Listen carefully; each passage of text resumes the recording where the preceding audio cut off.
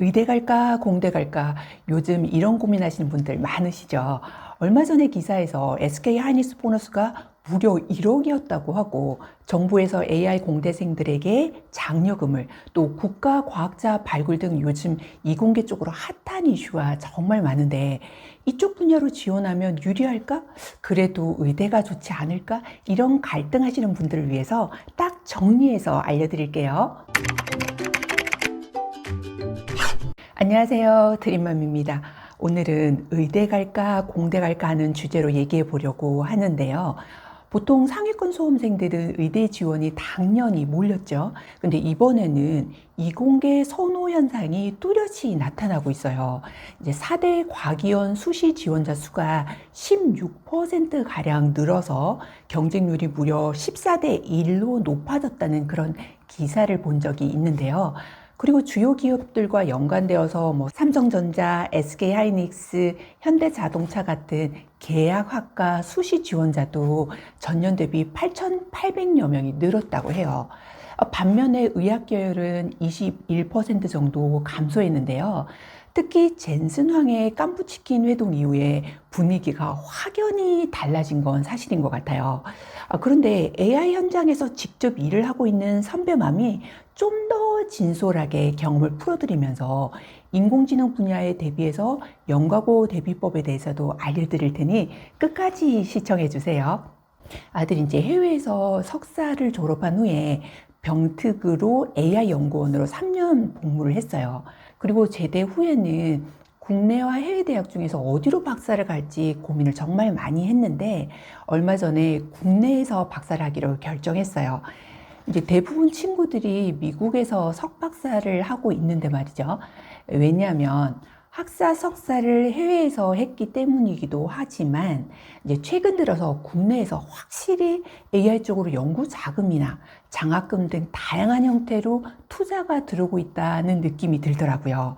그리고 저희 목표는 최대한 실속 있게 돈 안 들이고 박사 과정을 하면서 예를 들어서 구글 같은 미국의 빅테크 기업 같은 데에서 인턴도 하고 취업을 하거나 또 교수가 된다거나 여러 가능성을 열어두고 결정한 문제인데요.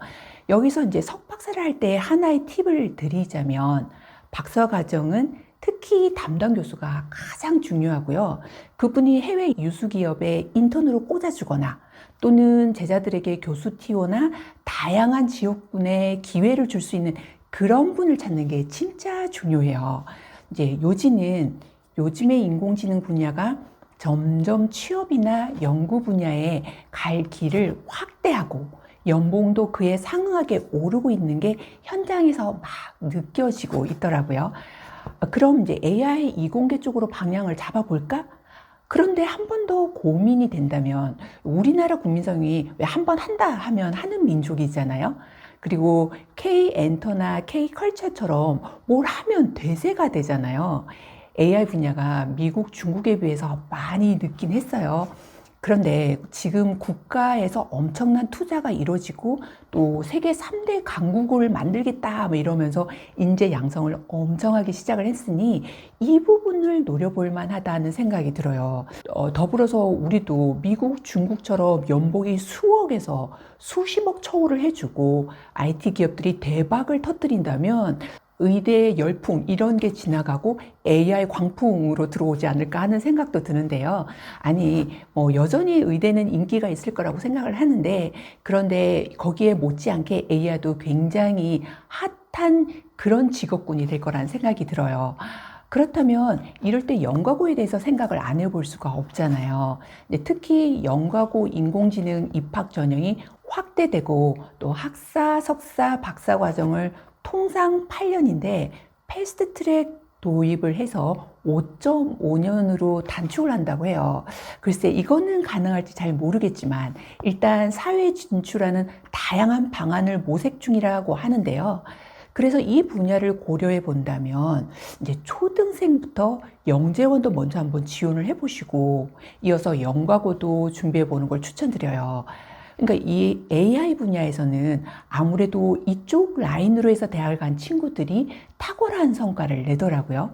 그래서 영재고는 서울과학고, 경기과학고, 대전, 대구, 뭐 인천, 한국과학영재원 등 8개가 대표적인 영재고고, 또 과학고는 한성, 세종, 뭐 전국에 총 20개의 학교가 운영되고 있는데, 정부에서는 더 증설을 할 예정이라고 하니까 또 폭이 넓고 다양하게 길이 열려 있다는 생각이 들어요. 이제 여기를 준비하려면 특히 수과학이 무엇보다도 중요하잖아요. 이제 단순히 문제풀이식이 아니라 논리적 사고와 창의적 탐구를 평가하기 때문에 평소 이제 과학 실험, 수학 탐구 보고서 작성, 교내 과학 토론대회 참여 등을 해서 자신의 능력을 보다 논리적으로 정리하고 표현하는 그런 연습을 하는 게 좋을 것 같고요. 더 자세한 내용은 영가고와 영재고 합격법에 대한 영상을 정말 많이 올려뒀으니 그 부분을 참고해 두셨으면 좋겠어요. 여기 올려놓을게요. 꼭 보세요. 세상이 너무 빠르게 변하고 많은 직업군이 로봇으로 대체된다 이런 기사를 접할 때면 덜컥 겁도 나고 무섭기도 하고 아이의 미래가 걱정이 되시죠.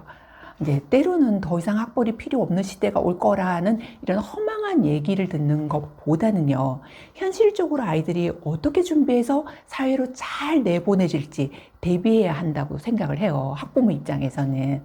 그래서 추가적으로 자신이 잘하는 정보 분야를 대학에 이제 일단 들어간 후에는 자신을 PR을 할 수 있는 SNS나 유튜브를 아이들이 활용을 해서 한국뿐만 아니라 전 세계를 대상으로 자신을 홍보하고 러브콜을 받을 수 있는 그런 준비도 했으면 좋겠어요.